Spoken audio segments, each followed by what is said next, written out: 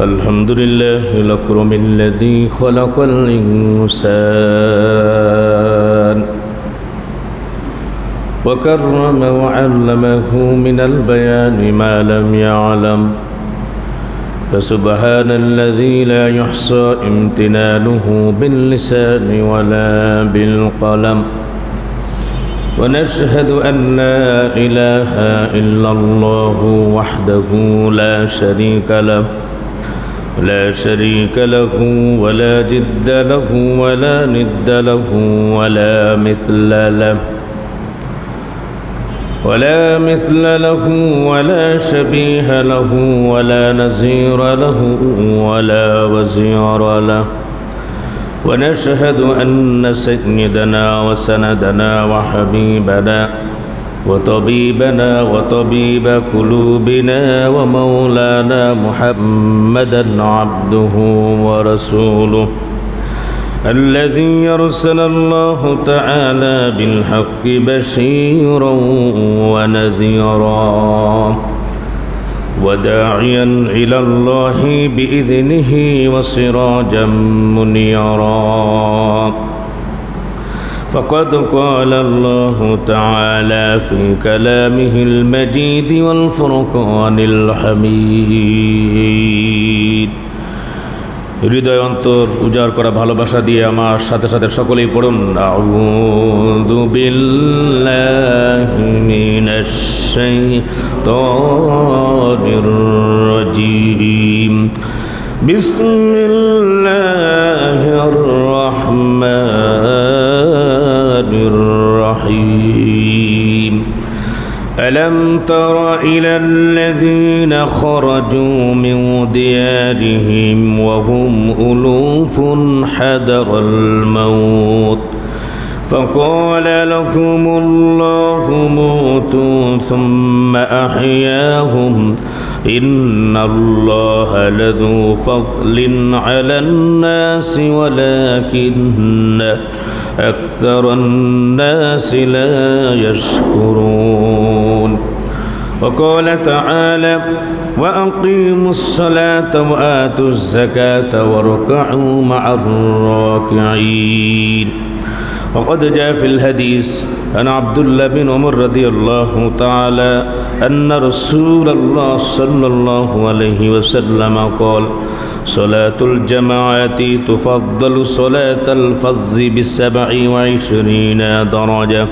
رواه البخاري وقال النبي رسول الله صلى الله عليه وسلم كلكم راع وكلكم مسؤول عن رعيته متفق عليه وقال الله تعالى في شان حبيبه ومحبوبه ومعشوقه مخبرا وآمرا إن الله وملائكته يصلون على النبي يا أيها الذين آمنوا صلوا عليه وسلموا تسليما اللهم صل على محمد وعلى آل محمد كما صليت على إبراهيم وعلى آل إبراهيم إنك حميد مجيد اللهم بارك على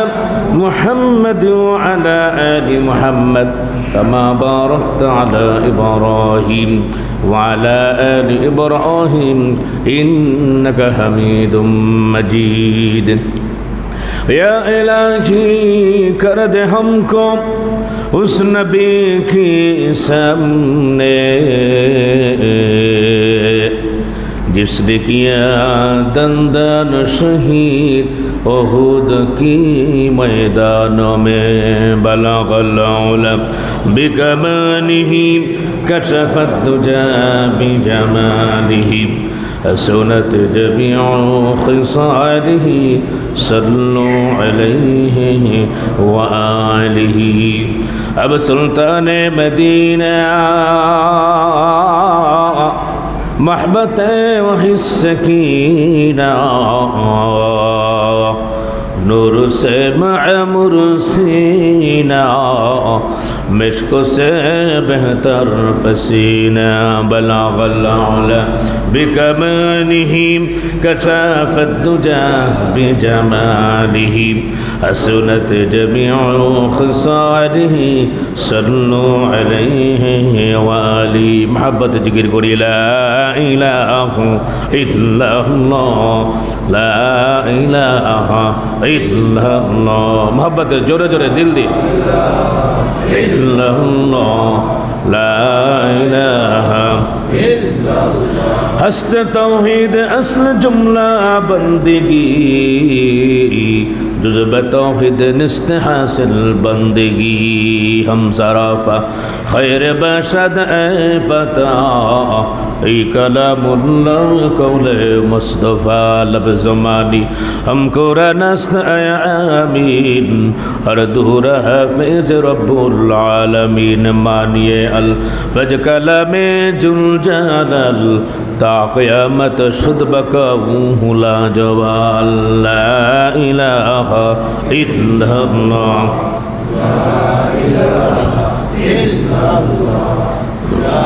ला इलाहा इल्लल्लाह, मुहम्मदुर रसूलुल्लाह सल्लल्लाहु अलैहि वसल्लम। अल्हम्दुलिल्लाह। उपस्थित ঐতিহ্যবাহী বাইতুন নূর জামে মসজিদ কমিটির সম্মানিত সদস্যবৃন্দ, সম্মানিত মুসল্লিয়ান একরাম, দূর দূরান্ত থেকে এলাকা থেকে আগত দিনদার ইমানদার মুত্তাকি ফরেজগার ভাইয়েরা, সম্মানিত মুরব্বিয়ান একরাম, মুরব্বিয়ান আওয়াম, কলিজার টুকরা সম্মানিত যুবক ভাইয়েরা, আমার চোখের মণি মাথার তাজ হজরতে উলামা একরাম, হুফাজ একরাম, সম্মানিত আসাতিজা একরাম, পর্দার অন্তর আড়ালের মুহতারেমা মা বোনেরা, আমরা আল্লাহ সুবহানাহু ওয়া তাআলার দরবারে অসংখ্য অগণিত শুকরিয়া জ্ঞাপন করছি যে আল্লাহ সুবহানাহু ওয়া তাআলা আমাদেরকে সমস্ত ব্যস্ততাকে উপেক্ষা করে জুমার আহ্বানে সাড়া দিয়ে আমাদেরকে কিছু তত্ত্বতাত্ত্বিক আলোচনা শোনার জন্য তৌফিক এনায়েত করলেন। যে আল্লাহ সুবহানাহু ওয়া তাআলা আমাদেরকে করম করলেন, রহম করলেন, দয়া করলেন, অনুগ্রহ করলেন, ভালোবাসলেন, সে আল্লাহ সুবহানাহু ওয়া তাআলার শুকর আদায়ার্থে আমরা ইমানের আওয়াজকে উঁচু করে দিল দিয়ে সমস্বরে সকলেই বলছি আলহামদুলিল্লাহ। সম্মানিত ভাইয়েরা আমার, আমরা শুকুর করলাম কার? শুকুর করলে খুশি হন কে? শুকুর করা আমাদের দরকার আছে না নাই?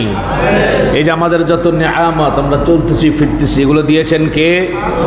আল্লাহ পাক আমাদেরকে যে অবস্থায় রাখেন সেই অবস্থায় আমাদেরকে সকলের শুকুর আদায় করা, এটি সমস্ত মুমিন বান্দা বান্দীদের উচিত। ঠিক কিনা জোরে বলেন? মানুষের কখন কি হবে এগুলো আমরা বলতে পারি না। কি বলেন? আমরা বলতে পারি? কেউ মনে করে যে আমি মনে হয় এই বিল্ডিংয়ের ভিতরে আছি, আমার এই টাওয়ারটা অত্যন্ত মজবুত শক্তিশালী, আমি এখানে নিরাপদ, এখানে আমার কিছুই হবে না, এটা বলতে পারি? রাস্তা দিয়ে যাচ্ছি আমি, তো আমার গাড়িটা খুব ভালো, বিলাসবহুল গাড়ি, কোটি কোটি টাকা দামের গাড়ি, তো এই গাড়ির ভিতরে থেকে আমি যে ভালো থাকতে পারবো, আমি যে অ্যাক্সিডেন্ট হব না, বা আমি যে বিপদ মুক্ত থাকবো, এটাকে আমি বলতে পারি?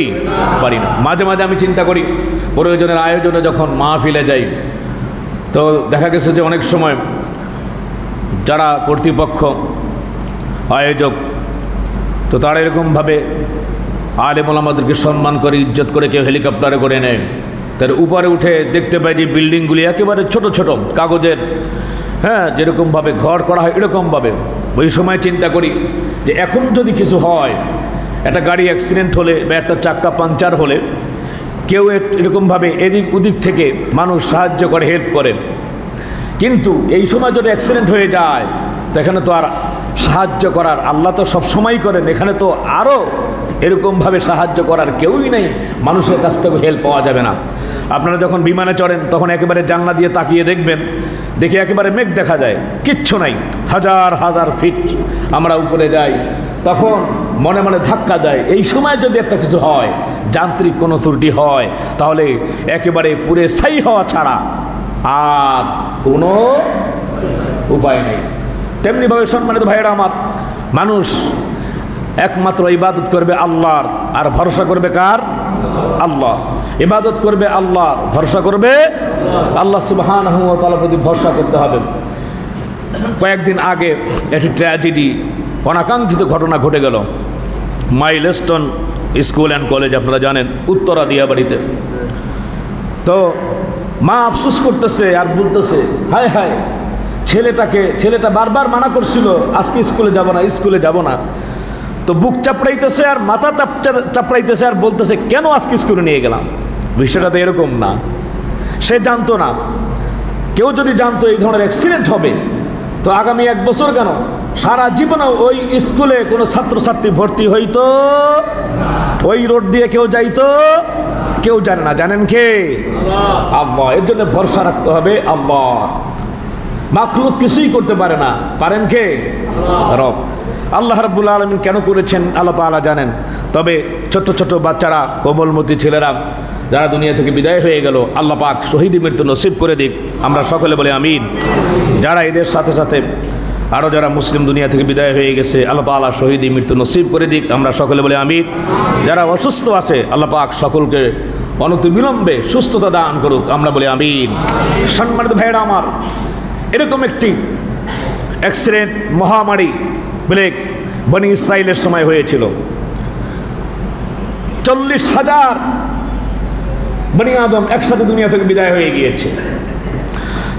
আমি আজকে যে আপনাদের সম্মুখে আয়াত তেলাওয়াত করলাম সূরা বাকারা থেকে 243 নম্বর আয়াত, আয়াতের তাফসীরে আল্লাহ রাব্বুল আলামিন বলেছেন, হযরত আব্দুল্লাহ ইবনে আব্বাস রাদিয়াল্লাহু তাআলা আনহু থেকে বর্ণিত, নবী করিম সাল্লাল্লাহু আলাইহি ওয়াসাল্লাম ইরশাদ করেছেন, আল্লাহ তাআলা আমাদেরকে জানিয়ে দিয়েছেন, বনি ইসরাইলের 40,000, কত হাজার?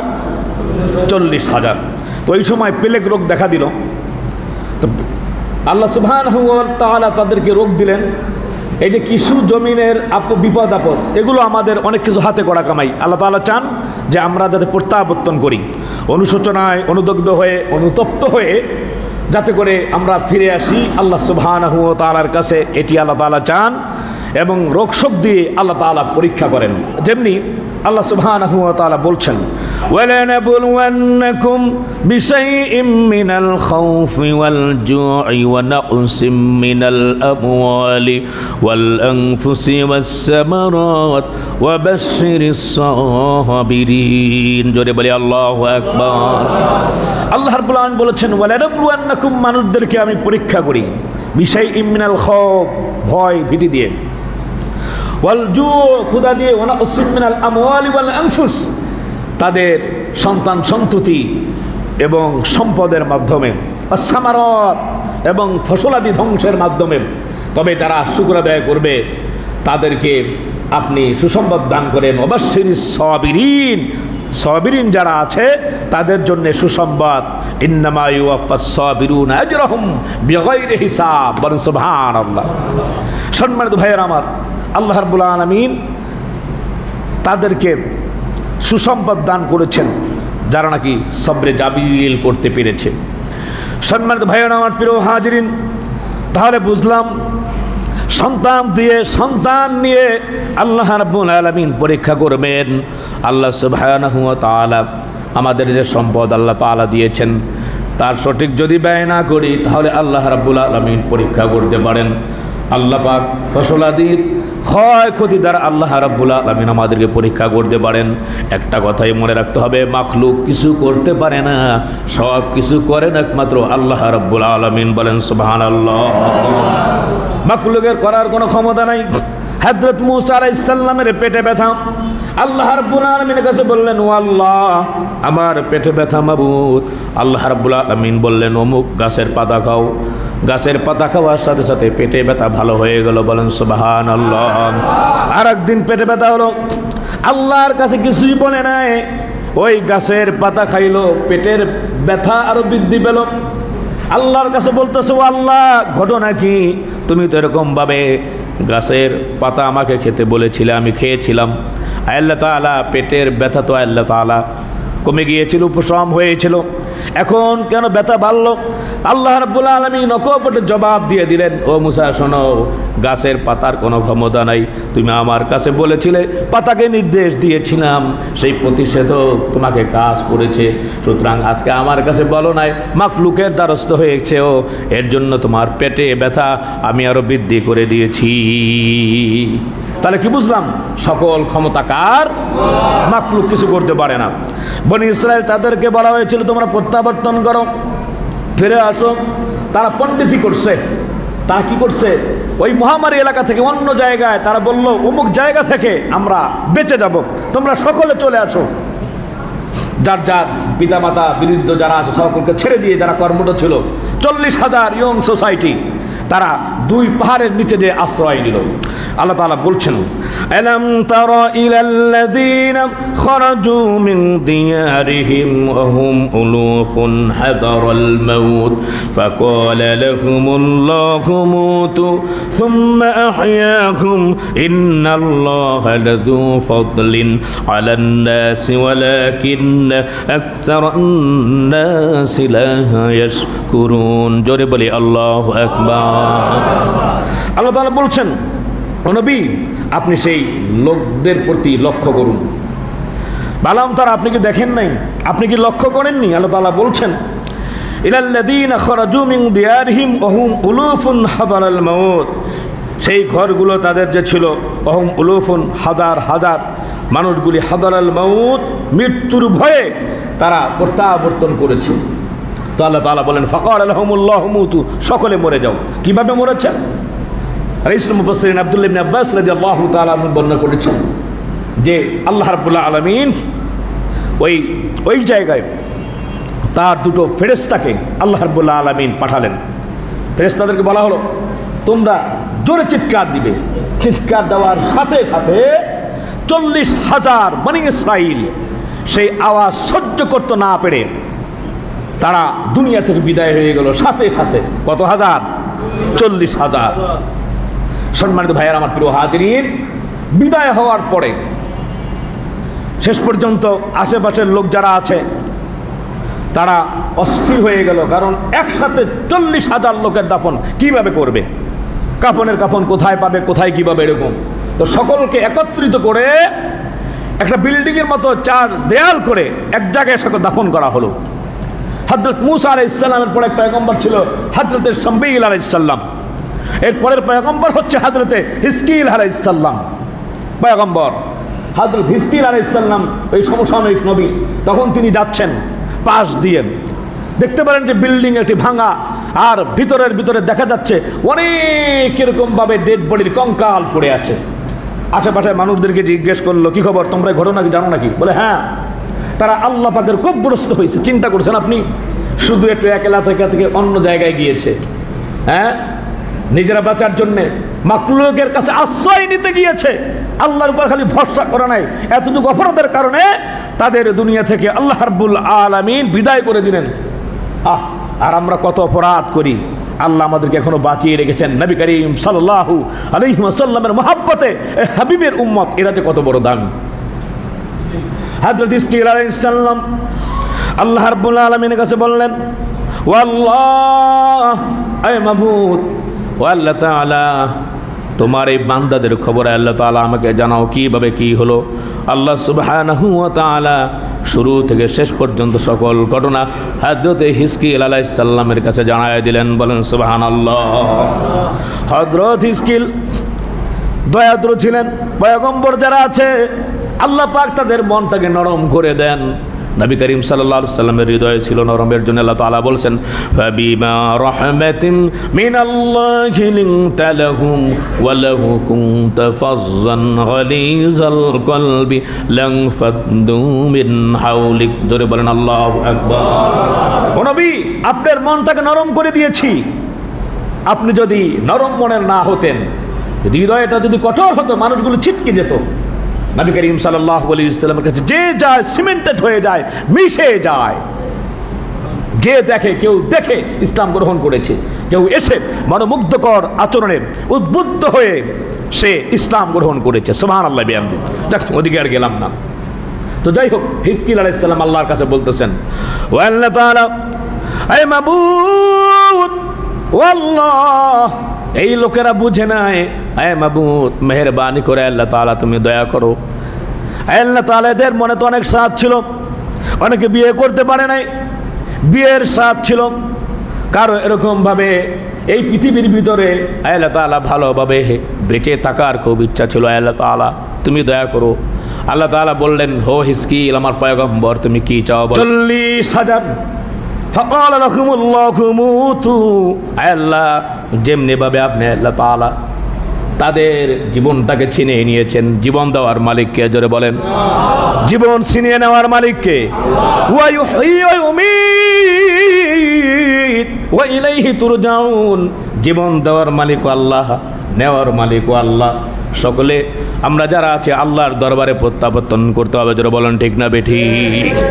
আল্লাহ সুবহানাহু ওয়া তাআলা কালামে মাজিদে বলেছেন, কুল্লু নাফসিন যায়িকাতুল মাউত ওয়া ইন্নামা তুওয়াফাউনা উজুরাকুম ইয়াওমাল কিয়ামাহ ফামান যুহজিহা আনিন নার ওয়া উদখিলাল জান্নাতা ফাকাদ ফাজ ওয়া মাল হায়াতুদ দুনিয়া ইল্লা মাতাউল গুরুর। জোরে বলেন আল্লাহু আকবার।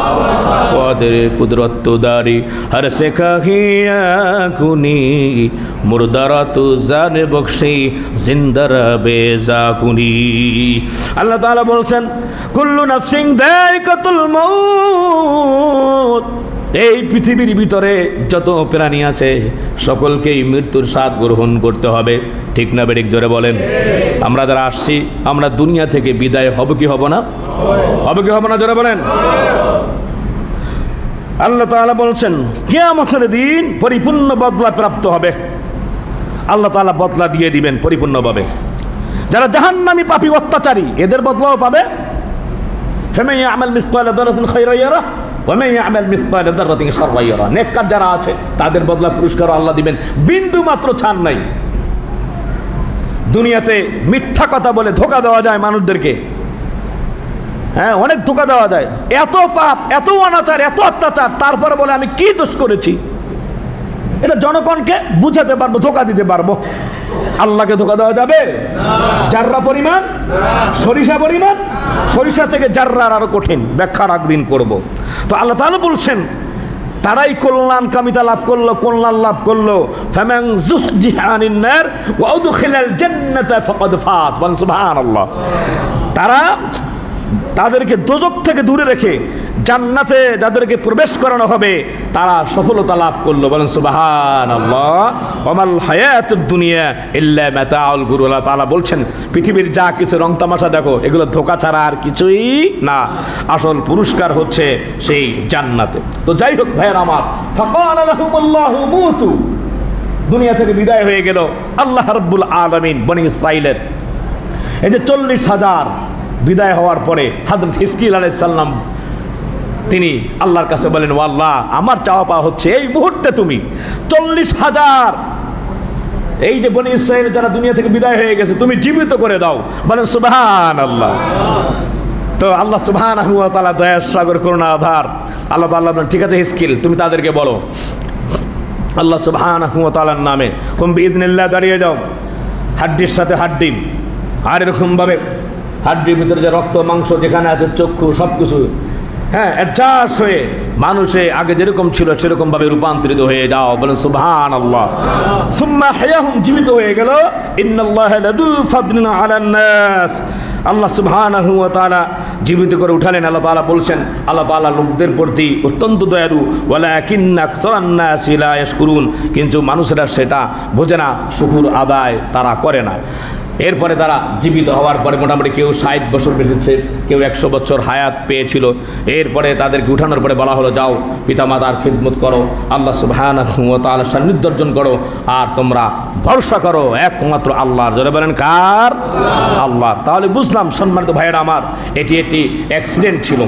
আমরা হয়তো আল্লাহ রাব্বুল আলামিনের কাছে বলতে পারি আল্লাহ তাআলা তুমি ক্ষমা করে দাও, হ্যাঁ আল্লাহ তুমি মাফ করে দাও, আয় আল্লাহ তাআলা। তো এরকমভাবে মহামারী, অ্যাক্সিডেন্ট এগুলো আমাদের হাতে করা কামাই। কিছু কিছু কারণে আল্লাহ রাব্বুল আলামিন এই পৃথিবীর ভিতরে গজব নাজিল করেন অনেক পাপাচারের কারণে। পাপাচার যাতে বন্ধ হয়ে যায়, সম্মানিত ভাইয়ের আমার, এর জন্য আমাদেরকে পাপ পঙ্কিলতা থেকে দূরে থাকতে হবে। আল্লাহ তৌফিক দান করেন, আমরা সকলে বলে আমিন। সম্মানিত হাজরিন, গত সপ্তাহে আমরা ধারাবাহিকভাবে আলোচনা শুনছিলাম, কিন্তু তার শেষটা আমরা শুনতে পারিনি। তা হচ্ছে 6টি আমলের মাধ্যমে আপনাদের সম্মুখে আমি উপস্থাপন করেছিলাম যে 6টি আমল যদি আমরা করতে পারি তো সেই আমলের মাধ্যমে আমরা আল্লাহ তাআলার নৈকট্য লাভ করতে পারি। চমকপূর্ণ মনোমুগ্ধকর একটি আপনার আয়াত রেফারেন্সে তাফসীর একটি ঘটনা আপনাদের সম্মুখে আমি পেশ করেছিলাম। মনে আছে তো সেই ঘটনাটি? আলহামদুলিল্লাহ। সম্মানিত ভাইয়েরা আমার, সেই ঘটনা হচ্ছে এরকম, সুলতান ইবনে আদল, আল্লাহ পাকের এক বুজুর্গ ব্যক্তিত্ব, হযরত জুনায়েদ বাগদাদি রহমতুল্লাহ আলাইহির সমসাময়িক সময়ে। তো সুলতান ইবনে আদল তিনি তার স্ত্রীর সাথে গল্প গুজব করতেছেন, কুশল বিনিময় করতেছেন। সুলতান ইবনে আদল বলতেছে তার স্ত্রীকে, তুমি আমার জন্য কি করতে পারো? তো তৎকালীন সময়ের স্ত্রী যারা ছিল তাদের মনটা ফ্রেশ ছিল, আমাদের এখনকার মতো না। এখন কত আলহামদুলিল্লাহ হাজব্যান্ডের জন্য কিডনি দেয়, আবার 60-70 লাখ টাকা নেয়, আবার ফ্ল্যাটও আবার লিখে নেয়, এরকম। তো নিঃস্বার্থভাবে ভালোবাসত দিনদার স্ত্রী। আহা, দিনদার স্ত্রীর মূল্য কত, দাম কত। সে বলতেছে, আল্লাহ এবং আল্লাহ নবীর পরে আপনাকে আমি খুব মোহাব্বত করি, হ্যাঁ বলেন আপনার জন্য আমি কি করতে পারি? আপনি যা বলবেন আমি তাই করব। বলে, আমি যদি দুনিয়া থেকে বিদায় হয়ে যাই তো আমাদের তো বস্ত্র কাপড় তেমন কিছু নাই, আমাকে দাফন করবে কি দিয়ে? আমার যে কাফনের কাফন লাগবে। বলে, আপনি চিন্তা করেন কেন, আমার যে শাড়ি আছে এই শাড়ি কেটে আপনার ইজার, কুর্তা এবং চাদরের ব্যবস্থা করব, অর্থাৎ 3টা কাপড়ের ব্যবস্থা করে দিব। তো বলছে যে সেটা লাগবে না, আমার যে জুব্বা আছে জুব্বা দিয়ে কাপড়ের ব্যবস্থা করবা। তো স্ত্রী বলল, আপনার জুব্বা তো পুরা হবে না। বলে, না হলে পায়ের দিক দিয়ে যদি খালি থাকে, লতা পাতা এগুলো পেঁচিয়ে দিয়ে তারপর আমার এমনিভাবে কাপড়ের ব্যবস্থা করবা। চিন্তা করে দেখেন, আহা, অত্যন্ত গরিব মানুষ, কিন্তু সম্পর্ক হচ্ছে আল্লাহর সাথে। কিভাবে হট কালেকশন! সুলতান ইবনে আদল স্ত্রীকে বলল, চিন্তার কোনো কারণ নাই, শোনো, তুমি একটা কথা তো বলতে পারবা, আমার 2 সন্তানকে তুমি পাহাড়ের ডিলার উপরে উঠবা, উঠে বলবা, কদ মাতা সুলতান ইবনে আদল আল্লাহ তাআলা, সুলতান ইবনে আদল দুনিয়া থেকে বিদায় হয়ে গিয়েছে, আপনার এক বান্দা 2 রাকাত নামাজ যদি আপনি তার সারা জীবনে কবুল করে থাকেন, আপনার কুদরতে দাফন কাফন জানাজার ব্যবস্থা করে দিবেন। বলেন সুবহানাল্লাহ। সুলতান ইবনে আদল দুনিয়া থেকে বিদায় হয়ে গেল। কিছুদিন পরে বিদায় হওয়ার পরে কনকনে ঠান্ডা এবং শীত, 2 বাচ্চাকে পাঠানো হলো মহল্লায় যে জানাজা নামাজ পড়াবে তাদেরকে। তারা বলল, এখন রাত, অত্যন্ত ঘন কুয়াশা দেখা যায়, প্রচণ্ড শীত, তোমরা যাও ডেড বডি পাহারা দাও, সকালে আমরা আসবো। ইশরাকের সময় যখন পার হয়ে গেল, সকাল এখন পর্যন্ত কোনো খবর নাই। 2 ছেলে কান্না করতেছে, মাও কান্না করতেছে স্বামীকে হারাইয়া। এই 2 ছেলের মা কান্না করতেছে, এখনো তো কেউ আসলো না। 2টা সন্তানকে কোলে নিয়ে পাহাড়ের উপরে টিলার উপরে দাঁড়ায়া আল্লাহ রাব্বুল আলামিন দরবারে বলতেছে, আল্লাহ তাআলা কদ মাতা সুলতান ইবনে আদল, আল্লাহ তাআলা আমার স্বামী দুনিয়া থেকে বিদায় হয়ে গিয়েছে। তার নসিহত ছিল, আল্লাহ তাআলা কেউ যদি না আসে, আয় বাবু তুমি দয়া করে আল্লাহ তাআলা, আল্লাহ তাআলা আমার স্বামীর প্রতি যদি তুমি সন্তুষ্ট থাকো, 2 রাকাত নামাজ যদি তোমার আল্লাহ তাআলা কবুল হয়, এর উসিলা করে আজকে তোমার কুদরতিভাবে আমার স্বামীর জানাজা দাফন কাফনের আল্লাহ তাআলা তুমি ব্যবস্থা করে দাও। বলেন সুবহানাল্লাহ। ওই সমসাময়িক সময়ের ভিতরে জুনায়েদ বাগদাদি রহমতুল্লাহ আলাইহি, আপনার তখন বাগদাদে ঘটনা ঘটেছে, ইয়েমেন থেকে বাগদাদ 2500 কিলোমিটার দূর। একজন আগন্তুক জুনায়েদ বাগদাদির সামনে হাজির। জুনায়েদ বাগদাদি বলল, জুনায়েদ বাগদাদিকে বলল, তাড়াতাড়ি রেডি হয়ে যান, আপনি প্রস্তুতি গ্রহণ করেন।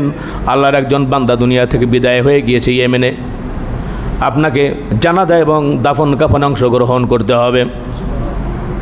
জুনায়েদ বাগদাদি রহমতুল্লাহ আলাইহি তিনি তার মুরিদ 12 জন ছিল, তাদেরকে বললেন তাড়াতাড়ি রেডি হয়ে যাও। আগন্তুক যে আসলো তাকে বলা হলো, তুমি কার পক্ষ থেকে আসছো? আল্লাহর পক্ষ থেকে আমি আসছি, আমি একজন ফেরেশতা। 2500 মাইল দূর আমি কিভাবে যাব? যে আল্লাহ রাব্বুল আলামিন পাঠিয়েছেন তাকে ব্যবস্থা করার জন্য বলো। ফেরেশতা আল্লাহর কাছে যে বলল, আল্লাহ তাআলা কিভাবে যাবে? আল্লাহ রাব্বুল আলামিন বলে দিলেন, সুলতান ইবনে আদিল তার পিঠের মাটিগুলি নিয়ে ওই জায়গায় বিছিয়ে দাও এবং সাজদারত অবস্থায় তারা থাকবে। তাসবিহ পড়ার সাথে সাথে বাগদাদ থেকে ইয়েমেনে চলে যাবে। বলেন সুবহানাল্লাহ, আরো জোরে বলি সুবহানাল্লাহ। সম্মানিত ভাইয়েরা, আমার প্রিয় হাজরিন, ঠিক যেই কথা সেই কাজ। তারা এরকমভাবে সুলতান ইবনে আদিলের পিঠের মাটি নিয়ে আইসা যখনই বিছিয়ে দিল, তখন সাজদারত অবস্থায় তারা তাসবিহ বলল। এরপরে দেখতেছে তারা বাগদাদ থেকে ইয়েমেনে পৌঁছে গিয়েছে। এই পৌঁছে দিয়েছেন কে? আল্লাহ পারে কি পারে না? আল্লাহ পারে। আল্লাহ যদি দেন তো সময় লাগে না। হযরত ওমর ফারুক রাদিয়াল্লাহু তাআলা আনহু মিম্বরে দাঁড়িয়ে বলছে, ইয়া সারি আল জাবাল আল জাবাল, হাজার হাজার কিলোমিটার দূরে। কিভাবে দেখলেন? আল্লাহ তাআলা দেখিয়ে দিয়েছেন। আমাদের বাংলাদেশে অনেক ওলি বুজুর্গরা ছিল। শাহজালাল ইয়ামিনী মুজাররাদ রাহমাতুল্লাহ আলাইহি কথা বলেছিলাম আমি, জায়নামাজ এরকমভাবে বিছিয়ে নদী পার হয়ে গিয়েছে বিসমিল্লাহির রহমানির রহিম বলে। আধ্যাত্মিক চেতনায় উজ্জীবিত হয়ে তাদেরকে যে আল্লাহ সুবহানাহু ওয়া তাআলা এটি পাওয়ার দিয়েছিলেন, কাশফুর দরজা খুলে দিয়েছেন, বিদায় তারা পেরেছে। সম্মানিত ভাইয়েরা, আমার প্রিয় হাজরিন, যখন পৌঁছালো, কাফনে কাফন কীভাবে ব্যবস্থা করবে দেখতে আরও লাগবে। তখন সকলে পাগড়ি দিল। আপনারা জানেন, আমি বলেছিলাম গত সপ্তাহেও এই ঘটনাটি কিছুটা। তো পাগড়ি বিছানোর পরে তো মোটামুটি অনেক বেশি হয়ে গেল। কাফনের কাফন হওয়ার পরে বলে, এগুলো আমরা কলা পাতার বদলে পিঠের নিচে দিয়ে দিব, আর এরকমভাবে বাঁশের খাটকির উপরে দিয়ে দিব। ঠিক আছে। তো জানাজা যখন পড়াবে, এমন সময় আগন্তুক একজন হাজির। এই লোকটার নাম কি দেখি তো, কে বলতে পারেন? মাশাআল্লাহ, সামনে কয়েকজন বললেন, হযরতে খিজির আলাইহিস সালাম। বলেন সুবহানাল্লাহ। তিনি হাত ধরলেন, বাহু ধরলেন যে দাঁড়ান, নামাজ পড়ে হবে, এখনো জানাজার সময় হয় নাই, আর জানাজা আমাকে পড়ানোর জন্য আল্লাহ তাআলা বলছেন, জুনায়েদ আপনি পিছিয়ে আসেন। তো জুনায়েদ বাগদাদি রাহমাতুল্লাহ তিনি অবাক হয়ে গেলেন, লোকটা কোত্থেকে আসলো, আমার নামও বা জানলো কীভাবে? তো তিনি নামাজ আদায় করলেন। জানাজা নামাজের পরে গগন বিদারী আওয়াজ, জোরে জোরে আল্লাহু আকবার, তাকবীর, জোরে জোরে। এরপরে একটা থলি দিয়ে, হাতের ভিতরে একটা থলি দিয়ে, এরপরে তিনি যখন চলে যাবেন, তো হযরত জুনায়েদ বাগদাদিকে বললেন, জুনায়েদ আপনি দাফন কাফনের ব্যবস্থা করেন, আর এই থলিটি সুলতান ইবনে আদিলের স্ত্রীকে দিবেন, যেটাকে স্বর্ণ মুদ্রা আছে সে যাতে না ফেলে আর না গনে, যতদিন পর্যন্ত জীবিত থাকবে, হ্যাঁ, সে এখান থেকে নিয়ে সে খরচ করবে। আল্লাহ রাব্বুল আলামিন এমন নিয়ামত দিয়েছেন তাকে, এটা কখনো কমবে না। বলেন সুবহানাল্লাহ। তো তিনি যখন যাবেন, খপ করে জুনায়েদ বাগদাদি রাহমাতুল্লাহ আলাইহি ধরে ফেললেন। জুনায়েদ বাগদাদি রাহমাতুল্লাহ আলাইহি বললেন, আপনি কে? আপনি আমার থেকে আপনার পরিচয় না দিয়ে আপনি চলে যাবেন, এটা কি সম্ভব? আমি একসময় কুস্তিগির ছিলাম, অমুক এক আল্লাহর ওলির সান্নিধ্যে এসে আজকে আমার জীবন পরিবর্তন হয়ে গিয়েছে, আপনি পরিচয় না দিয়ে আপনি যেতে পারবেন না। তো আগন্তুক বললেন যে দেখো, সব জায়গায় আমার পরিচয় দেওয়া আমার জন্য শোভনীয় মনে করি না, বলা যাবে না আমার পরিচয়। তো বারবার খুব যখন জোরাজুরি করলো, তখন কানে কাছে এসে বলল, লোকেরা আমাকে বলে খিজির আলাইহিস সালাম। বলেন সুবহানাল্লাহ। তার অন্তরটা কম্পিত হলো। কি বলেন আপনি? হযরত মূসা আলাইহিস সালাম আপনার সাথে 3 বার প্রশ্নের অতিরিক্ত করার কারণে আপনার সান্নিধ্য থেকেছে, এরকমভাবে হ্যাঁ সে ব্যর্থ হয়েছে। এরপরে আপনি আর কার কার সাথে দেখা করেছেন? ঈসা আলাইহিস সালাম, মূসা আলাইহিস সালাম। এরপর বললেন যে আমার সাথে আখিরি নবী মুহাম্মদুর রাসূলুল্লাহ সাল্লাল্লাহু আলাইহি সাল্লাম, তার সাথে সাক্ষাৎ হয়েছে। তো হযরত জুনায়েদ বাগদাদি বললেন যে আমি চিনতে পারি নাই, আমাকে ক্ষমা করে দেন। বলছেন না, আপনার কোনোই অপরাধ নাই, হ্যাঁ অসুবিধা নাই, আপনি কাজগুলি করেন, আমার এতটুকুই কাজ আল্লাহ তাআলা পাঠিয়েছেন, এখন আমি চলে যাই। বলেন সুবহানাল্লাহ। বলে যাবেন তো যাবেন, আর একটা কথা বলে যান, এত জোরে চিৎকার করার কি কারণ ছিল? তখন বলো যে তুমি তো সেই দরজায় হ্যাঁ এখনো পর্যন্ত যাওনি, তাহলে তুমি দেখতে পেতে আল্লাহ সুবহানাহু ওয়া তাআলা আল্লাহ পাকের এই বান্দার এই জনমানবহীন এলাকায় শুধু তোমাদেরকেই আল্লাহ তাআলা এখানে ইনভাইট করেন নাই, আমন্ত্রণ করেন নাই, আল্লাহ সুবহানাহু ওয়া তাআলা এখানে 12 লক্ষ ফেরেশতাদের মাধ্যমে আল্লাহ তাআলা আজকের আল্লাহর এই খাসিটি বান্দার জানাজা সুসম্পন্ন করেছেন। বলেন সুবহানাল্লাহ। তো 12 লক্ষ মানুষ যেখানে হবে সেখানে তাকবীরের আওয়াজ কেমন হবে। তো তিনি অবাক হয়ে গেলেন, আল্লাহ পাকের কি বান্দা। আর জুনায়েদ বাগদাদি রহমতুল্লাহ আলাইহি তিনিও তার অন্তরটাকে তিনি খুব তৃপ্তি লাভ করলেন, তৃপ্তি পেলেন।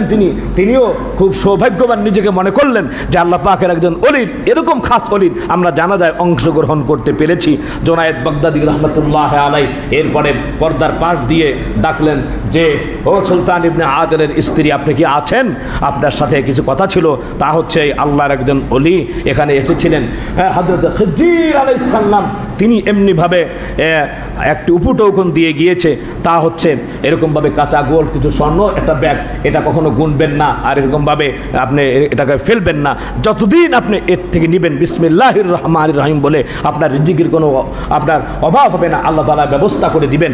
আর আপনার কপাল খুব ভালো যে এত বড় একজন আল্লাহ পাকের খাস অলি বুজুর্গ আপনি স্ত্রী হতে পেরেছেন।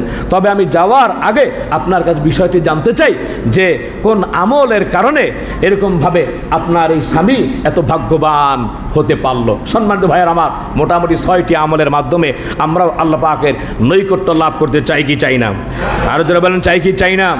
সম্মানিত ভাইয়ের আমার, তাহলে 1 নম্বর আমল হচ্ছে জুনায়েদ বাগদাদি রহমতুল্লাহ আলাইহি তাকে বললেন সুলতান ইবনে আদিলের স্ত্রী, 1 নম্বর আমল হচ্ছে আমার স্বামী কোনোদিন নামাজ পরিত্যাগ করে নাই। আমার স্বামী 5 ওয়াক্ত নামাজ যথাসময়ে সঠিকভাবে তাকবীর উল্লাহ সহিত আদায় করেছে। বলেন সুবহানাল্লাহ।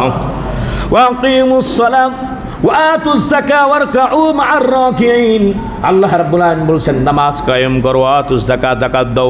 যারা নাকি রুকু করে তাদের সাথে সম্মিলিত হয়ে আল্লাহ রাব্বুল আলামিনের সন্তুষ্ট চিত্তে তোমরা রুকু করো। জোরে বলেন সুবহানাল্লাহ।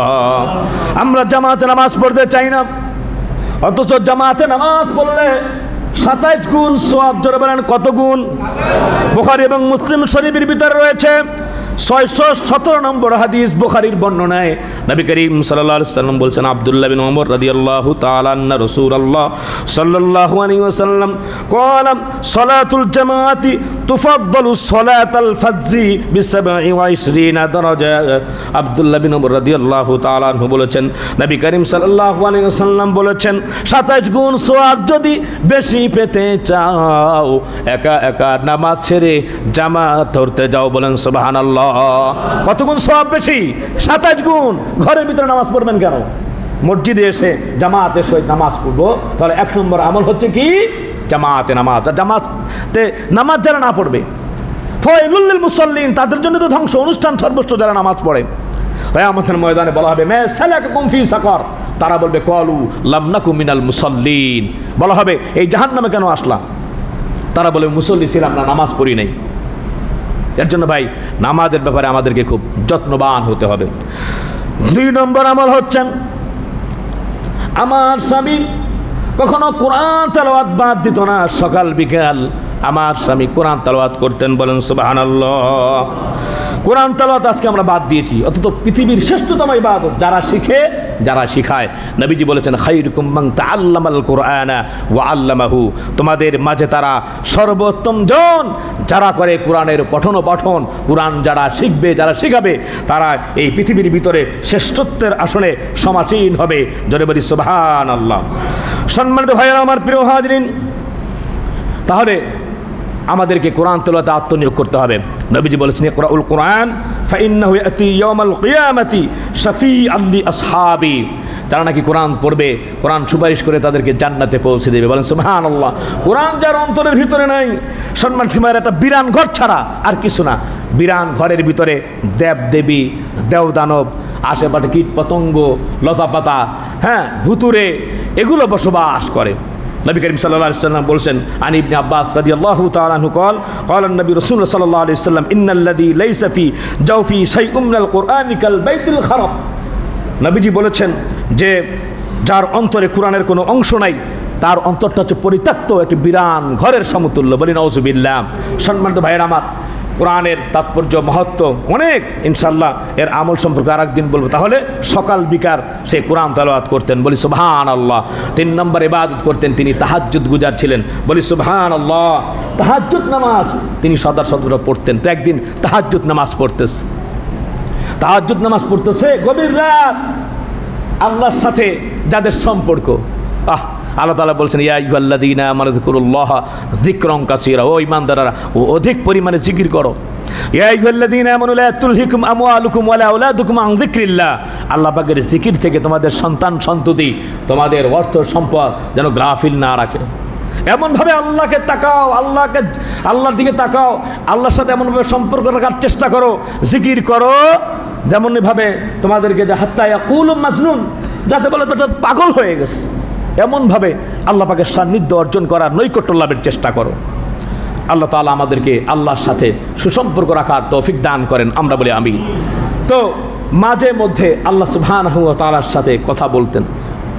ওই যে আমি আপনাদেরকে একটু শুনিয়েছিলাম, বাংলাদেশে বড় বুজুর্গ যারা আছেন তারা এরকমভাবে আল্লাহর সাথে কথা বলতেন। আশায় আশায় জীবন গেল খোদা, চাইলা না ফিরিয়া, আর কতকাল থাকবো মাবুদ তোমার দিদার পানে চাহায়া। তুমি মুসার সাথে কইলা কথা, তুমি মুসার সাথে কইলা কথা, তুর পাহাড়ে যাইয়া,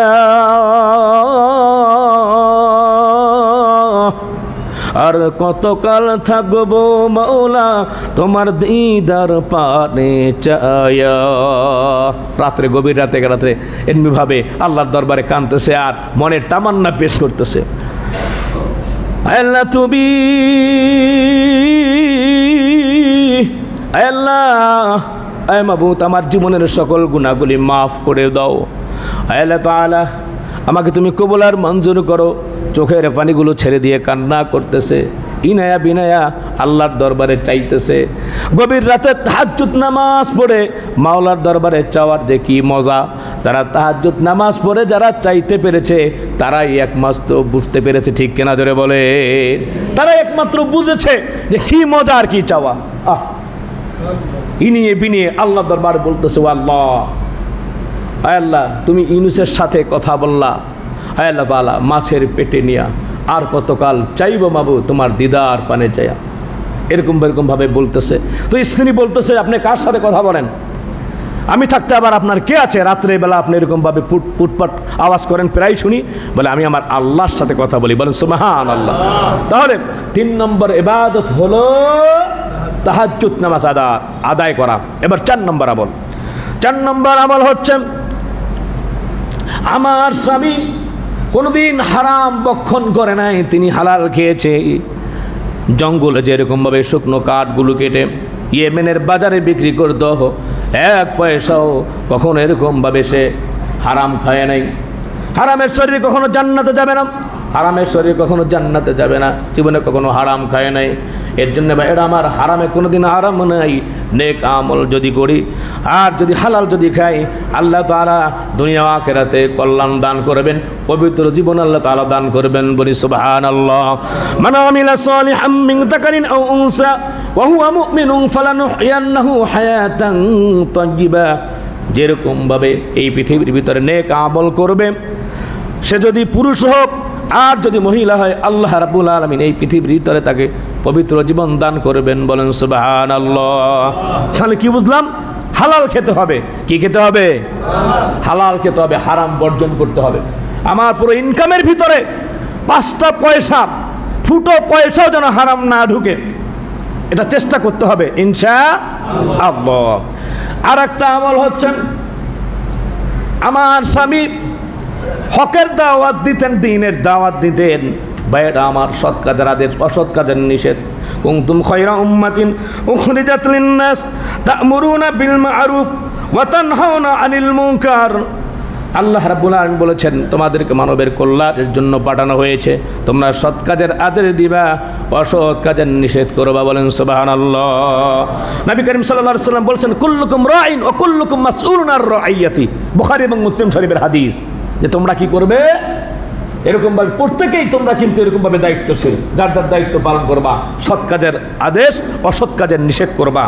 সম্মানিত ভাইয়েরা আমার, প্রিয় হাজরিন, সৎ কাজের আদেশ আর অসৎ কাজের নিষেধ যদি না করা হয়, তাহলে যেরকমভাবে আপনার গজব এসছে, এক জায়গায় গজব আসছে, তো সেই আশেপাশের মানুষই যেরকমভাবে আক্রান্ত হয়েছে এরকমভাবে আসমানি গজব আসার সম্ভাবনা রয়েছে। আল্লাহ তাআলা একবার এক ফেরেশতা হযরতে জিবরাইল আলাইহিস সালাম, আমরা জিবরাইলকে চিনি, প্রসিদ্ধ ফেরেশতা তিনি, তাকে রূহ বলা হয়। হযরত জিবরাইলকে পাঠানো হলো এক জনপদ এলাকাকে ধ্বংস করে দেওয়ার জন্য। হযরত জিবরাইল বলেন, আল্লাহ এখানে তোমার একজন বান্দা আছে, সদা সর্বদা ইবাদত করেছে, আল্লাহ একটু পলকও সেরকমভাবে ফেলেনি তোমার ইবাদত ছাড়া। আল্লাহ তাআলা বলেন, তাকে শুদ্ধ পুরো জনপদকে ধ্বংস করে দাও। বলেন নাউজুবিল্লাহ। আল্লাহ তাআলা বলছেন, আও আল্লাহু আজ্জা ওয়া জাল্লা ইলা জিবরাইল আলাইহিস সালাম আন ইকলিব মাদিনাতা কাযা ওয়া কাযা বিআহলিহা। আল্লাহ রাব্বুল আলামিন জিবরাইল আলাইহিস সালামকে হুকুম দিলেন, অমুক বস্তির সমস্ত লোকজন সহ গোটা বস্তিকে উল্টে দিয়ে সকলকে ধ্বংস করে দাও। বলেন নাউজুবিল্লাহ। ফাকালা ইয়া রাব্বি ইন্না ফীহিম আবদাকা ফালা ما لم يعصك طرفة عين قال فقال اقلبها عليه وعليهم فإن وجهه لم يتمعر في ساعة قط। তো বলছে যে আল্লাহ তাআলা কিভাবে, সে তো আপনার ইবাদতে আত্মনিয়োগ করতেছে। আল্লাহ তাআলা বলছেন, তাকে সব দাও, নিজের ফিকির করতেছে, বাইরে এরকমভাবে মানুষ পাপাচারে লিপ্ত, অনাচারে লিপ্ত, ইবাদত করতেছে না, তার মনের ভিতরে একটু অনুশোচনা নাই, তাকে শুদ্ধ শেষ করে দাও। তার কি বুঝলাম? সৎ কাজের আদেশ, অসৎ কাজের নিষেধ দরকার আছে না নাই? আছে। আর একটি আমল, সেটি হচ্ছে দান। আল্লাহর রাহে দান করতেন, যা ইনকাম করতেন তার কিছু অংশ দান করে দিতেন। এই দানের মাধ্যমে লান তানালুল বিররা হাত্তা তুনফিকু মিম্মা তুহিব্বুন, এই দানের মাধ্যমে আল্লাহ সুবহানাহু ওয়া তাআলা তাকে বারাকা দান করতেন। বলেন সুবহানাল্লাহ। এর জন্য আমরা দান করব ইনশাআল্লাহ। নবী করিম সাল্লাল্লাহু আলাইহি সাল্লাম বলছেন, সম্মানিত ভাইয়েরা, as-সাদাকাতু তারাদ্দুল বালা, বালা মুসিবত দূর হয়ে যায় দানের মাধ্যমে। তো যাই হোক, চমকপূর্ণ মনোমুগ্ধকর এই আজকের ধারাবাহিকভাবে যে আমল আলোচনা করেছিলাম, আরও একটু আলোচনা আছে ইনশাআল্লাহ, সময় সংকীর্ণতার জন্য বলতে পারলাম না। আবার নেক্সটে ইনশাআল্লাহ বলা হবে, এই আমলগুলি করলে পরে আমরা আল্লাহর নৈকট্য লাভ করতে পারবো ইনশাআল্লাহ।